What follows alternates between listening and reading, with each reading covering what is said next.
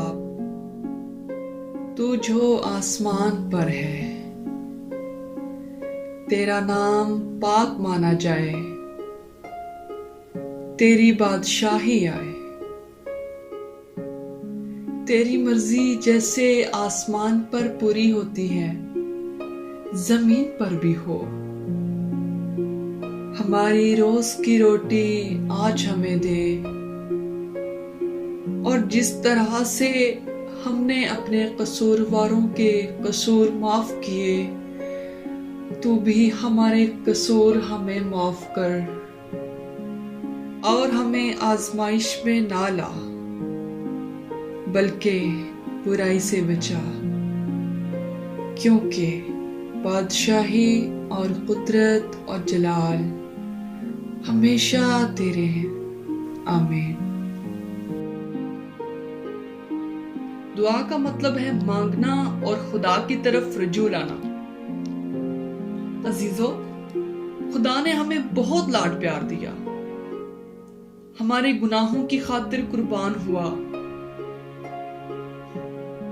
हमारे रूहानी बाप ने हमारे जिस्मानी बाप से ज्यादा हमें प्यार दिया। खुदा बेशक हमें मांगने से पहले ही हमारी जरूरियात जिंदगी को जानते हैं, लेकिन हमें ये इतनी प्यारी दुआ सिखाकर खुदावंद ताला ने हमारी और खुदा की मोहब्बत को और ज्यादा मजबूत कर दिया। अजीजों, जैसा कि आप सब जानते होंगे कि किसी भी कौम में उनके खुदा ने उनको बेटे और बेटियां बनाने का हक नहीं बख्शा, लेकिन हमें शाही काहिनों का फिरका करार दिया। हमारे खुदा ने बाप का नाम देकर हमें अपनी मोहब्बत में और मजबूत कर दिया कि जैसे हम अपने बाप से हर तरह की जिद करके अपनी हर बात मनवाते हैं, इसी तरह खुदा भी हमसे हमारे जिस्मानी बाप से ज्यादा मोहब्बत करते हैं, और हमारे दरमियान जो हमारे और खुदा के दरमियान फासले हैं, सारे फासले खत्म करके हमें अपनी कुर्बत से मामूर कर दिया।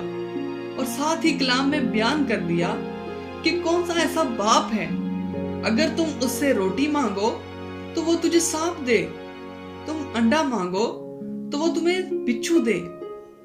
अगर तुम्हारा जिस्मानी बाप होकर तुम्हें अच्छी चीजें देना चाहता है, तो तुम्हारा आसमानी बाप तुम्हें अच्छी चीजें क्यों ना देगा।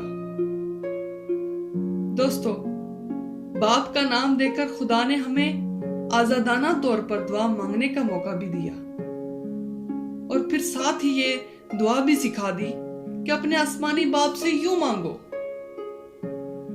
वो खुदा हमें बाप और माँ से बढ़कर प्यार करता है, क्योंकि वो फरमाता है कि माँ अपने शीरे-ख्वार को भूल सकती है, मगर खुदा अपने तालिबों को कभी नहीं भूल सकता। और ऐसा प्यार कौन कर सकता है कि खुदावंद कहता है, ना मैं ऊँघता हूँ ना सोता हूँ, बल्कि जागता हूँ और अपने लोगों की खबरगिरी करता हूँ।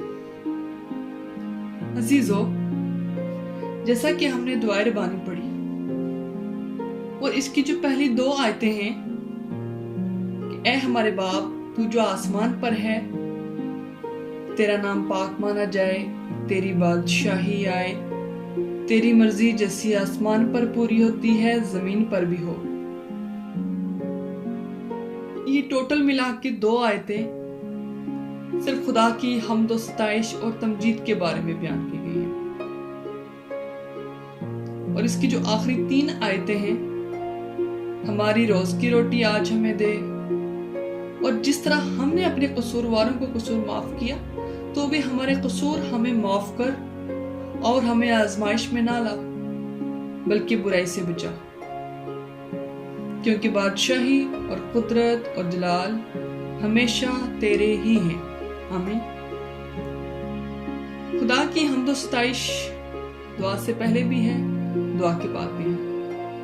दरमियान में जो हम दुआ का पहला हिस्सा पढ़ते हैं, उसमें खुदा की हम्द व सताइश, और जो दूसरी तीन आयतें हैं, ये इंसान के बारे में है। سب سے پہلے خداوند کی حمد و ثنا اور تمجید کے بارے میں خدا نے حکم دیا کہ بے شک ہمارا زندہ خدا ہر چیز پر قدرت رکھتا ہے، اور وہی تعریف، تمجید، ستائش، حمد و ثنا، عبادت و سجدہ کے لائق ہے۔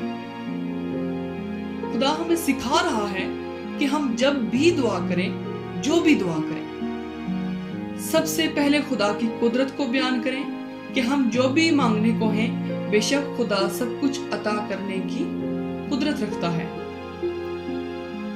اور پھر ہم اس کی بادشاہی مانگتے ہیں، جیسے خداوند تعالیٰ آسمان پر بادشاہی کرتے ہیں، فرشتے ان کے حکموں کے تابع ہیں، زمین اور آسمان، چاند، ستارے، یہاں تک کہ ہر ایک ذرہ ذرہ خدا کے تابع ہے، سو وہ بادشاہی ہے۔ یہ ہمارے خدا کی بادشاہی ہے جو سب پر حاوی ہے۔